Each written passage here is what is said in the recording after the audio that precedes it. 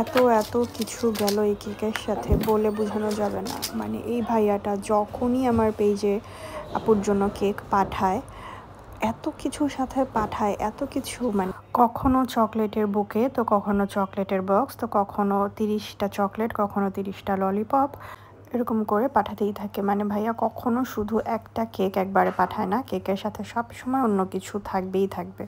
কখনো এর আগে নিয়েছিল গাইড বই, বোর্ডের বই, মানে কত কিছু যে আমার এই ভাইয়ার জন্য দিতে হয়েছে আল্লাহ মালুম।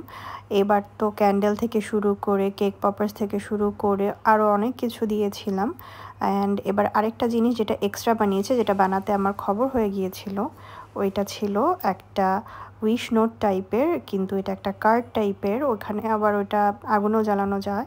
তো যাই হোক, ওটা ভিডিওতে পরে দেখাবো। এই ফুল আনতে যে যা কাহিনী হয়েছে, এটা ছিল রোজ ডের দিন, আপুর বার্থডে। এই রোজ আনতে যে আমি তো আর রোজ পাই না, একে তো ভালো রোজ নাই, বেশিরভাগই রোজ শেষ। এরপরে ওরা আমাকে বেছে নিতে দিবে না ফুল, আমি টাকা দিয়ে দাম দিয়ে ফুল নেব, কিন্তু তারা বেছে নিতে দিবে না। আর কেকে আমি কখনোই উল্টাপাল্টা রোজ দেই না, আমি সবসময় একটু সুন্দর সুন্দর দেখে বেছে নিয়ে আসি অলওয়েজ। তারা আমাকে টাকা দিয়ে বাছতে দিবে না। তাই ওদের সাথে অনেক রাগারাগি হলো যে কেন আপনি আমাকে দিবেন না, আমি তো টাকা দিয়ে নিচ্ছি আর আপনি আমার থেকে বেশি টাকা নিচ্ছেন। সো এরপরে আমি চলে গেলাম অন্য জায়গায় যেয়ে আমার আর একটা দোকান থেকে, পরিচিত একটা দোকান ছিল, ও দোকান থেকে নিয়ে আসলাম। ওখানেও একটু দাম বেশি ছিল, বাট তাদের থেকে আমি বেছে বেছে নিয়ে আসলাম যেই ফুল আমার পছন্দ হয়েছিল আর কি। দেন আমি ফুলে সুন্দর করে কেকের মধ্যে ফুলগুলো গেঁথে দিচ্ছিলাম। অ্যান্ড অবশ্যই সিকিউর করে তারপরেই দিবেন, কারণ এগুলো যেহেতু কাঁচা ফুল, সো অবশ্যই প্লাস্টিক র্যাপ করে তারপরে দিবেন। তো এখানে একটু ফাঁকা লাগছিল দেখে আমি এই জায়গাতে একটু লিফ দিয়ে দিচ্ছিলাম, যাতে ফাঁকা জায়গাটা কভার করে। কেকটা ছিল 1.5 পাউন্ডের কাছাকাছি। আবার কেকের সাথে কিন্তু এই ফ্লাওয়ার বুকেটাও গিয়েছিল, আরও অনেক কিছু গিয়েছিল। লাস্টে আপুর একটা ভিডিও আছে, সেই ভিডিওটাও দেখাবো যে আমি কি করেছিলাম, এবং ওইটা করতে আমার এত সময় লেগেছিল, ওইটা না করলে সময় আরও অনেক বেঁচে যেত। তো যাই হোক, এই অনেক কিছু এই কেকের সাথে ছিল। ভাইয়া যতবারই আমাদের থেকে কেক নেয় ততবারই আমাকে একটার পর একটা অ্যাড করতেই থাকে, এইটা হবে, ওইটা হবে, চকলেটস হবে, ক্যান্ডেল হবে, আরও অনেক কিছু ভাইয়া বলতেই থাকে।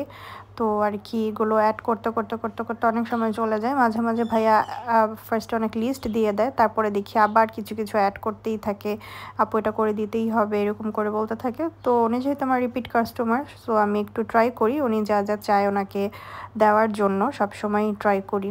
তো এই বুক এটা উনি বানিয়েছিলেন, তো আমি একটু কালার ম্যাচ করেই সব রেখেছি, না হলে ভালো লাগে না আসলে দেখতে, সব কিছুতে কালার ম্যাচ করার একটা ব্যাপার থাকে, তখন দেখতে একটা কম্বো ফিল থাকে, ভালো লাগে দেখতে। আর এই যে এই জিনিসটা আমি বানাচ্ছিলাম, যদিও এটা আমার বানানো আগে কখনোই, মানে এটা আমার প্র্যাকটিস ছিল না, বা আমি এসব বানাতে পারি না। তো হঠাৎ করে উনি বলার পরে আমি কয়েকটা পেজে নক দিলাম, কেউই এটা একদিনের ভিতর দিবে না। ভাই আমাকে একদিনের ভিতরে এটা দিতে বললো, কেউই দিতে পারবে না একদিনের ভিতরে। অ্যান্ড একটা ঝামেলা হয়ে যাচ্ছিলো একদিনের ভিতর দেওয়া আনা আর আমার ডেলিভারি করা। তো তখন হচ্ছে আমি আমার বোন মিলে নিজেই বানিয়ে ফেললাম। অ্যান্ড এটা বানাতে আসলে ভেবেছিলাম তেমন খরচ হবে না, বাট এইটা যে পেপারটা, এটা ছোট না, পেপারটা ভালোই বড়। আর এই পেপারটা কিনতেই আসলে অনেক টাকা চলে গিয়েছিল। আর এগুলো একটু অন্য টাইপের পেপার। আর এটার ভিতরে জিনিসগুলো দেখেন, কতগুলো এখানে কিটক্যাট ছিল, অনেকগুলো। এগুলি সবই কেকের সাথে গিয়েছিল। এই যে ক্যান্ডেলগুলো, ওখানে যে কেক পপার্স ছিল, ফ্লেয়ার গান, মানে যা যা ছিল সবই এগুলো কেকের সাথে গিয়েছিল। আমি একটু খুলে দেখাচ্ছিলাম যে কি আছে, কোনটায় কি আছে, আমি সবই দেখাচ্ছিলাম। এখানে আমার মনে হচ্ছিল যে এত কিছু যায়, সবসময় আপুটা কত লাকি যে ভাইয়াটা সবসময় আপুকে আপুর পছন্দের জিনিসগুলো গিফট করে। সবাই এত লাকি হয় না যে তার পার্টনারের জন্য এত কিছু চিন্তা করবে, বা এত কিছু তার জন্য তার বার্থডেতে, তার বোনদের বার্থডেতে এত কিছু দিবে। সো আমি এখানে ফার্স্টে যে ছবিটা দেখিয়েছিলাম, এখানে বাটারফ্লাই ছিল, বাট আমি পরে বাটারফ্লাই দিইনি, বিকজ আমার মনে ছিল ফুলের সাথে যাচ্ছিল না। তখন ভাইয়া বলছে না আপু বাটারফ্লাই দেন, ভালো লাগবে। পরে আমি দিয়ে দিলাম, যদিও আমার বাটারফ্লাই ছাড়াই বেশি ভালো লাগছিল।